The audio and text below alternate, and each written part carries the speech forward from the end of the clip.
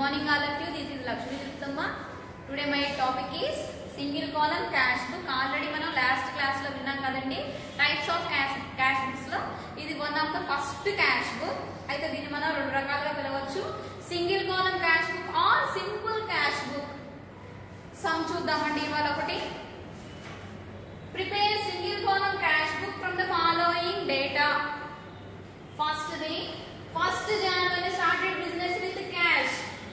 అనేది మనం ఎలా పోస్ట్ చేయాలో సమ్ చూద్దామండి. Proforma of single column cash book.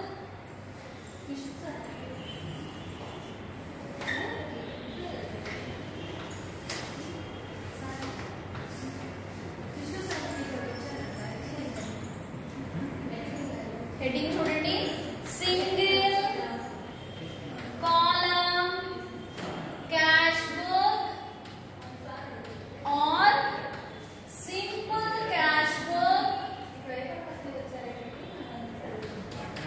First half మనం ఏమనుకోవాలండి, debit and second half credit.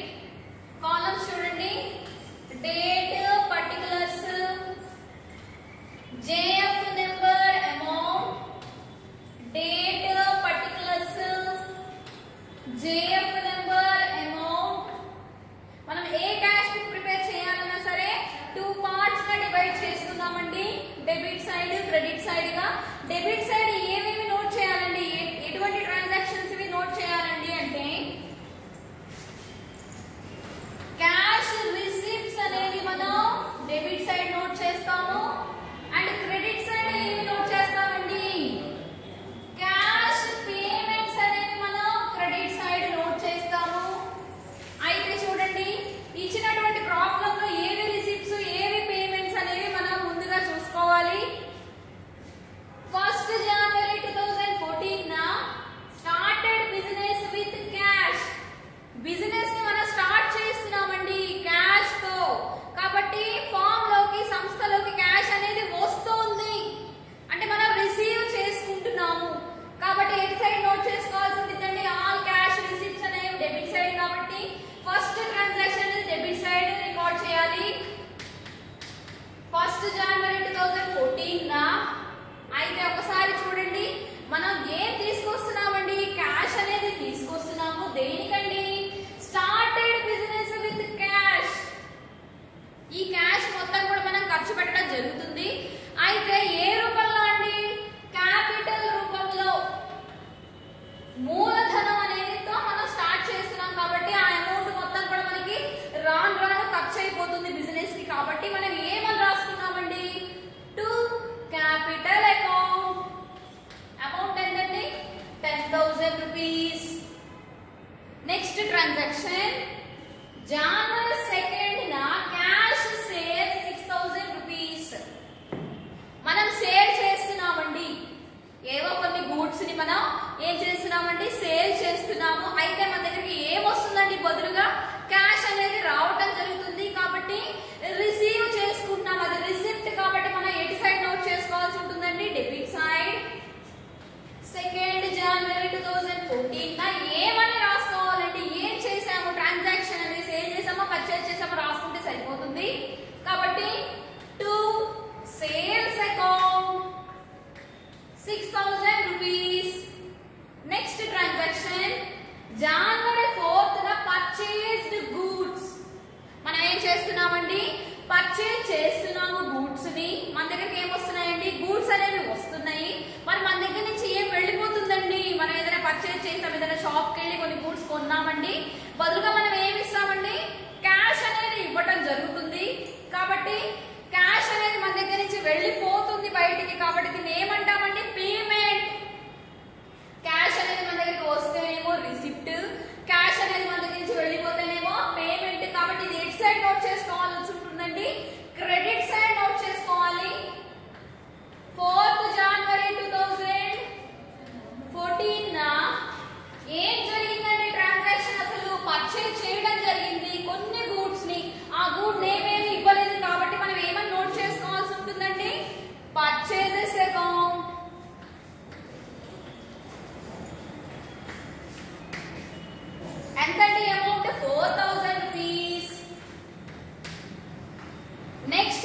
Transaction January 10th ఏం జరుగుతుందండి? Cash received from Raju. Mister Raju అనే వ్యక్తి దగ్గర నుంచి మనం ఏం చేస్తున్నామండి? క్యాష్ అనేది రిసీవ్ చేసుకుంటున్నాం. ఆల్రెడీ ఈ ట్రాన్సాక్షన్ లో మనకి తెలిసిపోతుంది రిసీవ్డ్ అని ఆల్రెడీ మెన్షన్ చేశారు కాబట్టి ఇది రిసిప్ట్. క్యాష్ రిసిప్ట్ ఏ సైడ్ నోట్ చేసుకోవాలండి? అన్ని cash receipts debit side. 10th January 2014 ఎవరి దగ్గర నుంచి రిసీవ్ చేసుకున్నామండి? మిస్టర్ రాజు అనే వ్యక్తి దగ్గర నుంచి కాబట్టి టు రాజు అకౌంట్. ఎంతండి అమౌంట్? 8,000 రూపీస్. నెక్స్ట్ ట్రాన్సాక్షన్ జనవరి 15 జరుగుతుంది. Purchase stationery. ఇందాక ఆల్రెడీ ఇలాంటి ట్రాన్సాక్షన్ చూసామండి. ఇందాకేమో కొన్ని గూడ్స్ ని కొంటున్నాము, ఇక్కడ ఏం కొంటున్నామో మెన్షన్ చేశారు. స్టేషనరీ కొంటున్నాము, పెన్నులు పెన్సిల్ ఎరేజర్ ఇలాంటివి ఏవో మనం కొన్ని కొంటున్నాము కాబట్టి బదులుగా మనం ఏమి ఇస్తామండి? క్యాష్ అనేది పే చేయడం జరుగుతుంది కాబట్టి ఇది మనకి రిసిప్ట్ ఆఫ్ పేమెంట్ అండి. పే చేస్తున్నాం కాబట్టి ఇది పేమెంట్. ఎటు సైడ్ నోట్ చేసుకోవాల్సి వస్తుందండి? క్యాష్ పేమెంట్స్ అన్ని కూడా మనం క్రెడిట్ సైడ్ నోట్ చేస్తాము. ఏంటంటే 15th January 2014 ఇందాక ట్రాన్సాక్షన్ లో పర్చేజ్డ్ గూడ్స్ అన్నాడు కాబట్టి మనం ఏం చేసాము? పర్చేజెస్ రాసుకున్నాము. అయితే ఈ ట్రాన్సాక్షన్ లో ఏం పర్చేజ్ చేస్తున్నామో నేమ్ ఇచ్చేసారు డైరెక్ట్ గా కాబట్టి అది నోట్ చేసుకుంటే సరిపోతుంది. By stationery account. ఎంతండి amount? 500 rupees. Next transaction January 20 cash paid to Shravan. మనం ఏం చేస్తున్నామండి?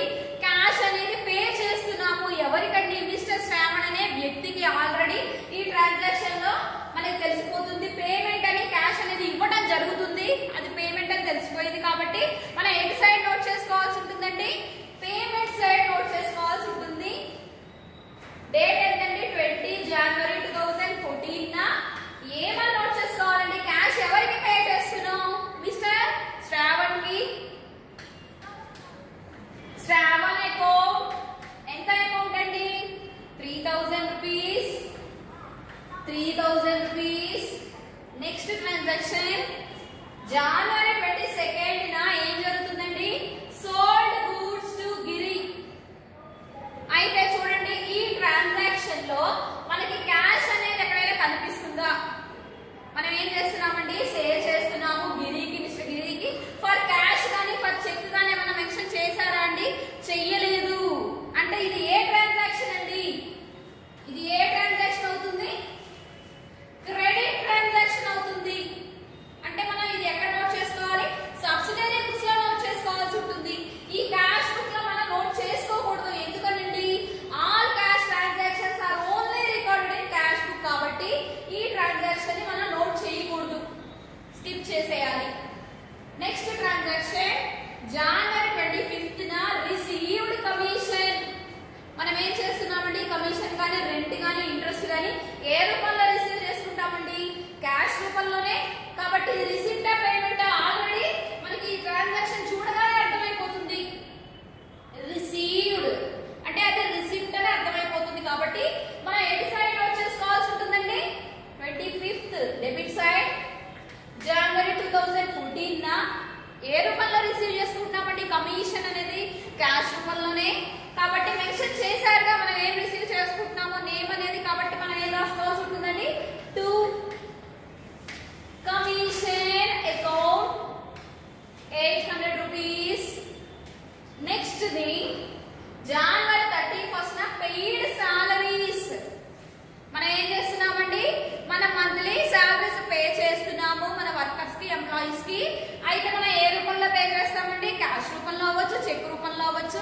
మనకి చెక్ అని చెప్పి మెన్షన్ చేయలేదు కాబట్టి ఇది ఏ ట్రాన్సాక్షన్ అండి? క్యాష్ లో జరుగుతున్నట్టే. ఆల్రెడీ ఈ ట్రాన్సాక్షన్ లో మనకి సగం ఆన్సర్ తెలిసిపోతుంది. ఎటు సైడ్ రికార్డ్ చేయాలో? పెయిడ్. మనం ఏం చేస్తున్నాము? పే చేస్తున్నాము. ఆల్ పేమెంట్స్ అన్ని ఎటు సైడ్ రికార్డ్ చేయాలండి? Credit side. కాబట్టి ఇది మనం ఎటు సైడ్ రికార్డ్ చేయవలసి ఉంటుందండి? నోట్ చేయవలసి ఉంటుంది క్రెడిట్ సైడే.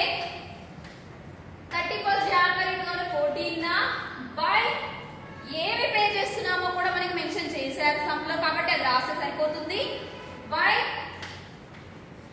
Salaries account. అమౌంట్ ఎంతండి? 2000 రూపీస్. అన్ని ట్రాన్సాక్షన్స్ ని రికార్డ్ చేయడం జరిగింది. ఇప్పుడు నెక్స్ట్ మనం ఏం చేయాలండి అంటే టోటల్ చేసుకోవాలి. టోటల్ చేసుకోవాలి. ఎటు సైడ్ ఎక్కువ ఉందండి అమౌంట్? మనకి డెబిట్ సైడ్ ఎక్కువ ఉంది. టోటల్ చేయండి. 24,800 24,800. అయితే క్రెడిట్ సైడ్ మనకి తక్కువగా ఉంది కాబట్టి తక్కువ ఉన్న సైడ్ ఏమని రాస్తామండి? క్యారీడ్ డౌన్ అని రాసుకోవాలి. 31st January 2014 న 15,300 తీసేయాలి. మనం క్రెడిట్ సైడ్ మొత్తం టోటల్ చేసి ఈ ఎక్కువ ఉన్న అమౌంట్ లో నుంచి బ్యాలెన్స్ చేస్తున్నాము. అయితే దాన్ని ఏమని నోట్ చేయాలండి? By balance carried down. తీసేసిన అమౌంట్ ని బ్యాలెన్స్ చేసిన అమౌంట్ ని ఆ మంత్ చివరి డేట్ తో క్లోజ్ చేయాలి. అది జనవరి అవ్వచ్చు, ఫిబ్రవరి అవ్వచ్చు, మార్చ్ అవ్వచ్చు, ఏ మంత్ అయినా అవ్వచ్చు. మనం ఆ మంత్ చివరి డేట్ తోనే క్లోజ్ చేస్తున్నాము క్లోజింగ్ బ్యాలెన్స్ గా. ఆ బ్యాలెన్స్ ని మనం నెక్స్ట్ మంత్ ఫస్ట్ కి ఆపోజిట్ సైడ్ టోటల్ అమౌంట్స్ కింద మనం ఆపోజిట్ సైడ్ మాత్రమే నోట్ చేయవలసి ఉంటుంది. జనవరితో ఎండ్ అయిపోయింది, జనవరి 31st కాబట్టి నెక్స్ట్ మంత్ ఫస్ట్ అంటే ఫిబ్రవరి 1st 2014 న ఏమని రాసుకోవాలండి?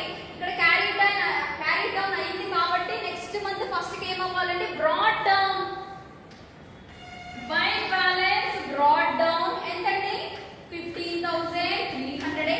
ఇలా మనం ఎందుకండి చేసుకోవాలి అంటే రిసిప్ట్స్ పేమెంట్స్ పోను మన అమౌంట్ అనేది ఇంత మిగిలింది. నెక్స్ట్ మంత్ కి అది మనం యూజ్ చేస్తున్నాము. ఎప్పుడు కూడా మనకి క్యాష్ బుక్ డెబిట్ బ్యాలెన్స్ చూపిస్తుంది. డెబిట్ అమౌంట్ ఎక్కువగా వస్తుంది. ఎందుకండి అంటే ఆల్ ట్రాన్సాక్షన్స్ జరిగినా ఎన్ని ట్రాన్సాక్షన్స్ జరిగినా కూడా మనం ఉన్న అమౌంట్ యూజ్ చేస్తాం కానీ మనం లాస్ లోకి వెళ్ళిపోం కదండి. ఎక్కువ అమౌంట్ మన దగ్గర లేని అమౌంట్ మనం యూజ్ చేయలేం కాబట్టి ఎప్పుడు కూడా మనకి డెబిట్ బ్యాలెన్స్ చూపిస్తుంది. కాబట్టి ఇలా మనం బ్యాలెన్స్ చేసుకుంటున్నాము. నెక్స్ట్ క్లాస్ లో మనం డబుల్ కాలం క్యాష్ బుక్ చూద్దామండి. Thank you all.